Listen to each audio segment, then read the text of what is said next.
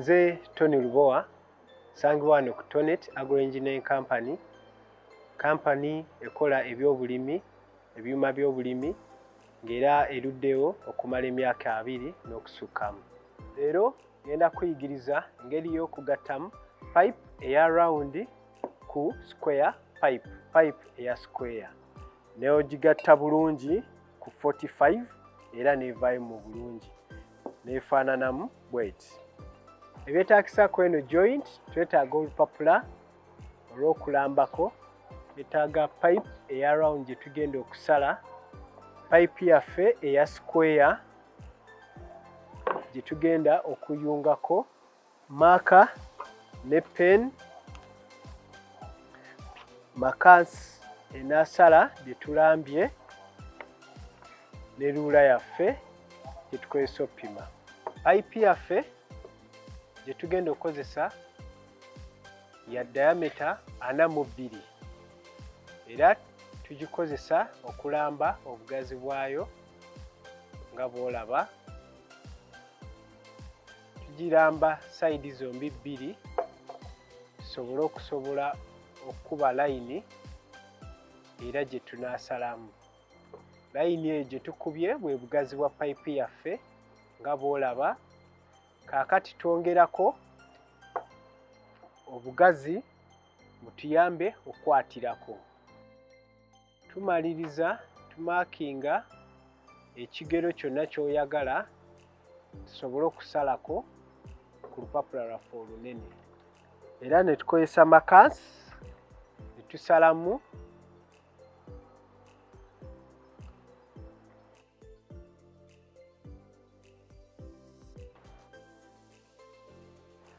tumaze okusalamu lupapula lwaffe tulukozesa okufuna obuwanvu bwa pipe yaffe nga bw'olaba. Era ne tumakingako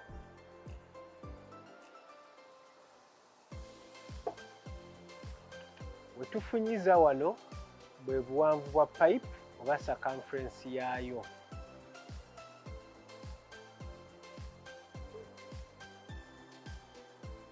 Tumaliriza nga tusalako ekiyiseemu ku buwanvu bwa circumference yaffe oba obuwanvu bwa pipe.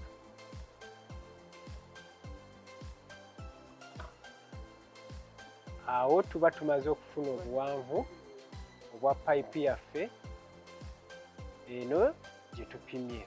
Bwe tumaliriza ne tugabanyamu obuwanvu bwaffe emirindu 2 nga bw'olaba. Tupima obugazi bwa pipe yaffe obwa 42 nga bw'olaba. Ne tupima twafunye 42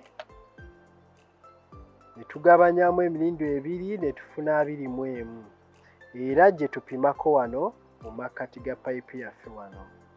Ne tugamba 21 na 21 ne tusobola okuba nga tulina 42 zaffe wano.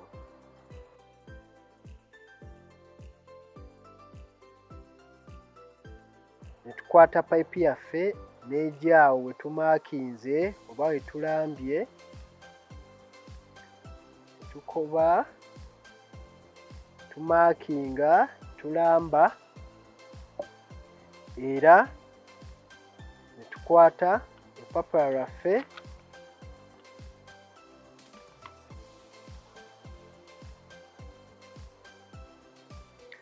n'okuba okuva ku nsonda okutuuka ku kye tumakinzeko pipe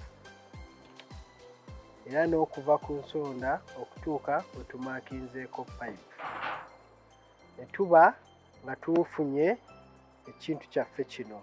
Tumakinga kye tugenda okusalamu. Kino kye kigenda okusalibwamu. Tumala ne tuddamu era ne tuzinga pipe yaffe ne tusalamu ekyoku kye tulambye. Ne tuba nga tumaze okufuna obulambe bwaffe. Lamba ekitundu ky'ogenda okusalako ng'okozesa akapapula kaffe ke tusaze.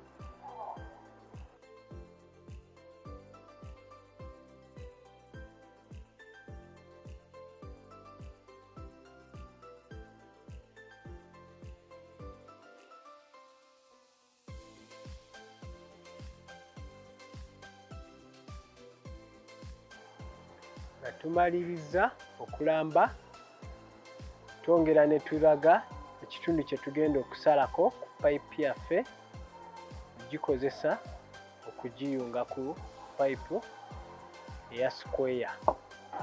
Tugenda okusala kye tumaakinze, tukozesa grinder.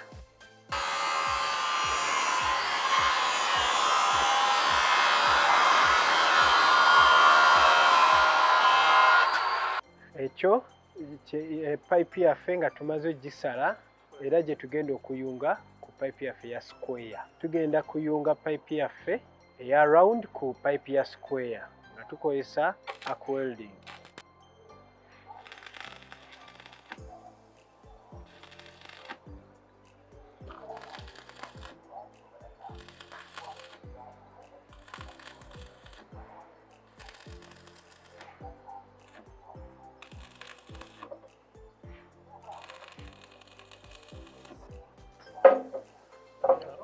Ekiddako kuwagala payipu yaffe eveeyo nga enyirira okwongera okugirabisa obulungi.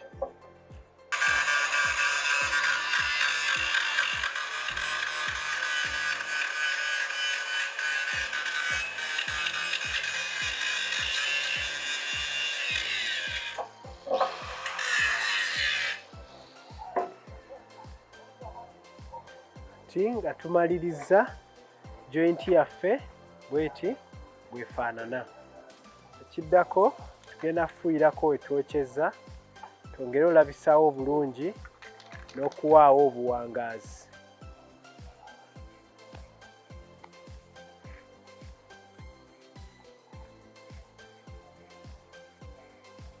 Egyo gy'emitendera gye tuyitamu okufuna joint eya round pipe ku square pipe oba eya square era nefaanana bweti.